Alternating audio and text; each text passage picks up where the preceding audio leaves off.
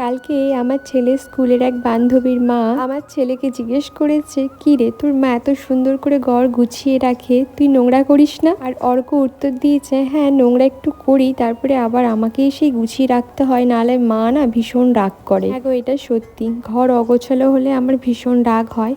তো অর্ককে আমি ছোটোর থেকে এটাই শিখিয়েছি, তুমি খেলো, যা করবে করো, ঘর ওলট পালটও করতে পারো, কিন্তু সেই জায়গার জিনিস তোমাকেই রাখতে হবে জায়গায়। এতে কি জানো তো, ওর মধ্যে একটা ডিসিপ্লিন চলে এসছে যে হ্যাঁ ঘরটা অপরিষ্কার করা যাবে না। তো এখানে সকালের চাটা আমরা একসাথেই খাই, কারণ সারাদিনে আর কি খেতে পাবো না পাবো একসাথে তার কোনো ঠিক থাকে না। কারণ লাঞ্চটা আমরা কখনোই একসাথে করতে পারি না। আর ডিনারটা এখন অনেকটাই প্রীতমের আসতে দেরি হয়, তো বলতে পারো অত গল্পও হয় না, তো ওই সকালের চাটাই একটু খাই। তো প্রীতম সকালবেলায় উঠেই যেটা করলো সেটা হচ্ছে গাড়ি নিয়ে চলে গেল চিকেন আনতে। আর এদিকে আমি সব কিছুই রেডি করছিলাম, পেঁয়াজ কুচি সব কিছু, আর এদিকে ভাতটাও বসিয়ে দিয়েছিলাম।